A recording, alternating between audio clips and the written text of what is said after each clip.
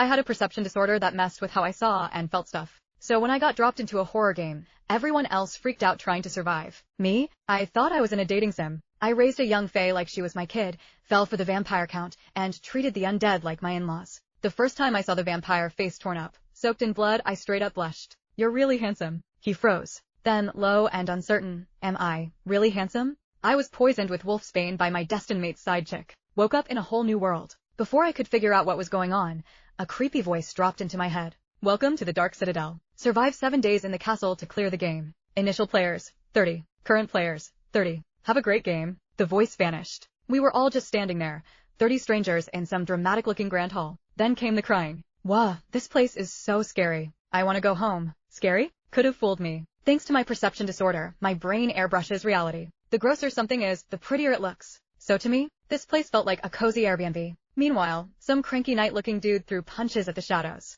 Quit hiding and fight me, coward. While most people were busy freaking out, 2 stepped forward, chill and confident. They said they were mages. Seasoned pro in the game. They gave us the rundown. We were stuck in a horror game. Everyone here? Already dead IRL. The castle had 30 floors. Each floor had its own monster or monsters. The higher you climbed, the scarier they got. Clear all 30 floors, hit the legendary 9,999 points, and you get a second shot at life. Bonus? A cash prize so massive, you'd never have to work again. That definitely got my attention. So how do we earn points? One of the mages said, depends on your fear rating. Each stage has its own challenge. Clear it with a 99, you get 1 point. Hit 100, game over. Fear rating meant how scared you were. Experienced players could breeze through with low fear ratings. Newbies? Took forever to toughen up. I thought for a sec. This doesn't seem that hard. If I keep my fear at 0, that's 100 points of floor. I'll hit 9,999 easy. The moment I said it, the whole room turned. Every face screamed the same thing. Are you serious right now? What I didn't see.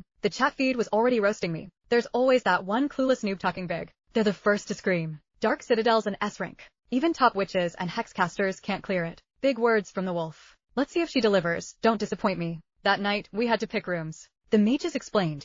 Each floor's got 1 bedroom. At night, a monster shows up looking like someone close to you, and lives with you, eats with you, sleeps with you. Living with monsters? What part of that isn't nightmare fuel? They didn't even wait. Claimed the 1st and 2nd floors. Everyone else scrambled for the lowest levels. I got shoved all the way to the top. Didn't you say your fear rating would always be 0? Since you're so tough, enjoy the 30th floor. Let's see if you're just talk. They walked off, smug as hell. Fine. 30th floor it is. Couldn't see them, but the chat feed was going off again. She's toast. The monster on the 30th floor? That's the final boss. She's not making it till morning. I looked around. Compared to the 1st floor, this place felt different. Warm tones, soft lighting, like a magazine spread. Honestly, it looked like something out of my dreams. In the real world, I'd had nothing. Slept under bridges, on sidewalks. Winter nights were the worst. So yeah, having a room of my own felt unreal. I walked up to the bedroom door, didn't hesitate at all, knocked hard, and shouted, hey, I haven't eaten in forever. Feed me or I'm gonna pass out. The chat feed lost it. Is she trying to die? Who knocks like that in a horror game? Something's gonna jump out and eat her. No way she's that calm. She's faking it. I bet her fear rating hits 100 in 3 seconds. Let's watch her die. They just didn't get me. If monsters were supposed to act like family, then yeah, I was gonna treat this place like home. Who walks into their house all, hello, is anyone there? Please open the door? Nope.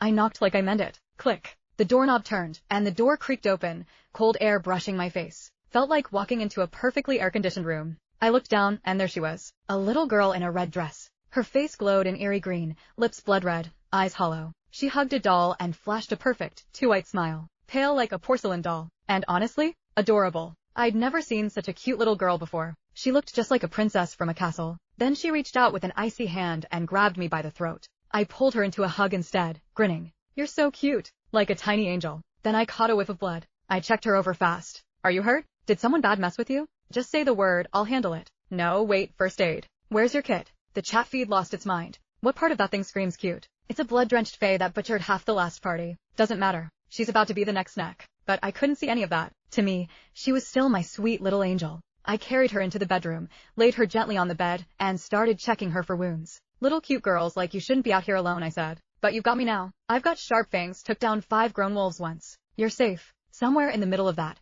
her grip on my throat slipped. I barely noticed. Maybe I was imagining it, but her empty eyes looked a little less hollow. She fidgeted with her dress, fingers twisting the red fabric. You really think I'm cute?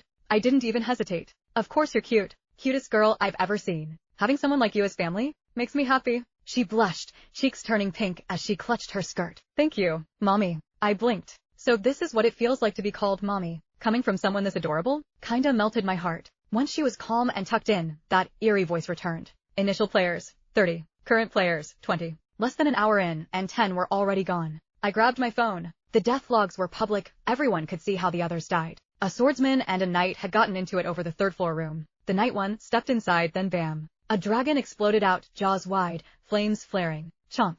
Dude was gone. Not even a bone left behind. The dragon yawned like it was bored, then slithered back into the pitch-black room like it was clocking out for the night. It happened so fast, nobody even blinked. Aside from the two mages who'd seen it before, everyone's fear rating shot up past 50. One old guy hit 100 just stepping onto the 10th floor. Dropped dead from sheer terror. The rest of the deaths were all over the place. But none of it touched me. To me, this place felt like paradise. I'd always been the outcast, thanks to my busted perception. Wolves avoided me, called me a freak, even chucked rocks. The real world? Just filth and rot. For a second, I thought, maybe staying here wouldn't be the worst thing. It was late. My eyes got heavy.